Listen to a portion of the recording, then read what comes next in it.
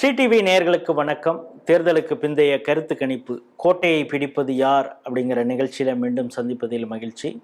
ஒவ்வொரு சட்டமன்ற தொகுதியாக தேர்தலுக்கு பிந்தைய கருத்து கணிப்பை நம்ம பார்த்துட்டு வரோம். அந்த வகையில் சிவகங்கை மாவட்டத்தில் இருக்கக்கூடிய மானாமதுரை சட்டமன்ற தொகுதி, இது ஒரு தனி தொகுதி அப்படின்னு பார்க்குறோம். இந்த தனி தொகுதியில் 2021 தமிழரசி திமுக கட்சியை சார்ந்தவங்க 14,000 வாக்குகள் வித்தியாசத்தில் நாகராஜன் அப்படிங்கிற அதிமுக வேட்பாளரை வெற்றி கொண்டாங்க. அப்பொழுது பதிவான வாக்குகள்னு பார்த்தீங்கன்னா 72.88% வாக்கு பதிவானது. இப்பொழுது 78.98% வாக்கு பதிவாயிருக்கு அப்படிங்கிறத பார்க்குறோம்.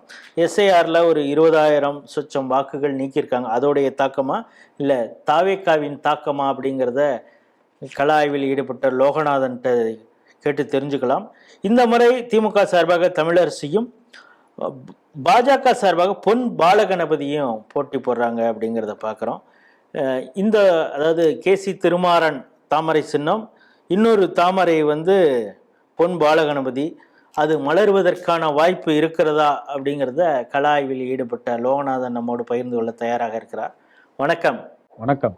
முதற்கட்ட கலாய்வில் இந்த சட்டமன்ற தொகுதி ஒரு இழுபறி அப்படின்னு சொன்னீங்க.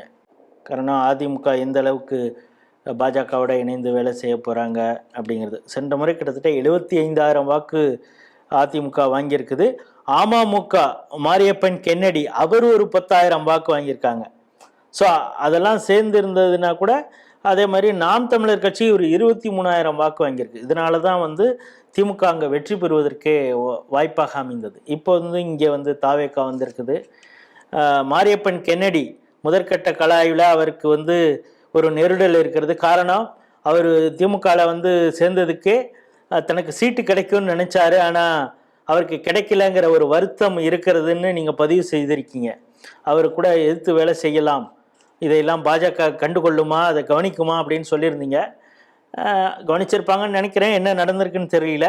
வாய்ப்பு யாருக்கு?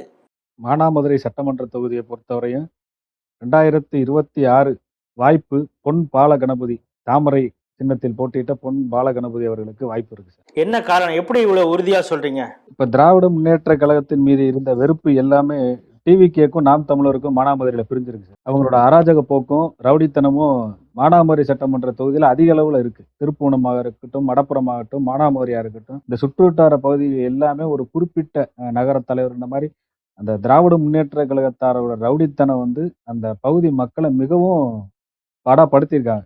இந்த வட்டம் அதோட ரிசல்ட் நிச்சயமா தெரியும். நீங்க சொல்ற மாதிரி நிறைய லாக்அப் டெத் கூட இந்த பகுதியிலேருந்து தான் நிறைய நடந்திருக்குது. 2 லாக்அப் மரணங்கள் இந்த மானாமதுரை சட்டமன்ற தொகுதியில தான் நடந்திருக்கு. இவங்களோட அராஜக போக்குல நிறைய பாதிக்கப்பட்டிருக்கிறாங்க மக்கள். சாலையோர வியாபாரிகளா இருக்கட்டும், எல்லாரையும் பாதிக்கப்பட்டிருக்காங்க. இப்ப சமீபத்துல மானாமதுரையில சித்திரை திருவிழா நிகழ்ச்சி நடந்துகிட்டு இருக்கு. அங்கேயும் அழகர் ஆத்துல இறங்குறாரு. அப்ப அந்த பகுதியில கடைகள் போட்டிருக்கிறாங்க மக்கள். அந்த கடைகள் போட்டிருக்கிற சாலையோரம் கடைகள் போட்டிருக்க மக்கள்கிட்ட வலுக்கட்டாயமா வரி வசூல் பண்ணிட்டு இருக்காங்க. இப்ப கூட அந்த அராஜகம் நடந்துகிட்டு தான் இருக்கு. அது மக்கள் பெரும் அதிருப்தியில இருக்காங்க. இதனுடைய பதில் மே 4ஆம் தேதி தெரியும் அப்படிங்கிறீங்க. தேவேந்திர குல வேளாளர்கள், இப்ப பொன் பாலகணபதி அவர்கள் தேவேந்திர குல வேளாளர் சமுதாயத்தை சார்ந்தவங்க. இந்த பகுதியில தேவேந்திர குல வேளாளர் சமுதாயம் அதிக அளவுல இருக்கிறாங்க.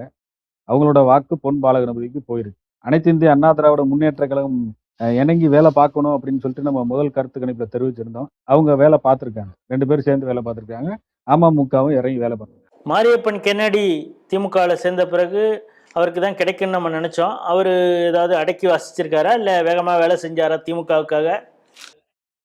இல்லை, அவர் கொஞ்சம் தொய்வு தான். மாரியப்பன் கென்னடி இந்த முறை உற்சாகமாக வேலை பண்ணலை. சிவகங்கை மாவட்டம் மானாமதுரை தனி சட்டமன்ற தொகுதியுடைய தேர்தலுக்கு பிந்தைய கருத்து கணிப்பை தான் பார்க்குறோம். முதற்கட்ட கள ஆய்வில் ஈடுபட்ட லோகநாதன் அப்பொழுது இந்த தொகுதி கொஞ்சம் இழுபறியாக இருக்குது. காரணம், அதிமுக பாஜகவோட எந்த அளவுக்கு இணங்கி வேலை செய்ய போகிறாங்க அப்படிங்கிறதுன்னு தெரியல. இது பாஜகவுக்கு ஒரு அட்வான்டேஜ் இருக்கக்கூடிய ஒரு தொகுதி. காரணம், இங்கே தேவேந்திர குல வேளாளர்கள் இருக்கிறாங்க. அவங்க பெரும்பாலும் பாஜகவுக்கு ஆதரவாக இருக்கிறாங்க. கூடவே சென்ற முறை அதிக வாக்குகள் வாங்கி அதிமுகவோடு சேரும் பொழுது வெற்றி பெறலாம், ஆனால் எந்த அளவுக்கு பாசிபிள்னு தெரியல அப்படின்னு சொல்லியிருந்தார். இப்பொழுது பார்த்தீங்கன்னா அண்ணாமலையுடைய பிரச்சாரமும் அங்கே நடந்திருக்கு. அவரும் ஹைலைட்டாக இந்த லாக்அப் மரணங்கள் குறித்தும் சில என்கவுண்டர்கள் குறித்தும் திமுகவுடைய அராஜகங்கள் குறித்தெல்லாம் அங்கே பட்டியல் போட்டு பேசுனதை பார்க்குறோம். அது மக்களிடையே மிகப்பெரிய எழுச்சியை கொடுத்ததுன்னு பார்க்குறோம்.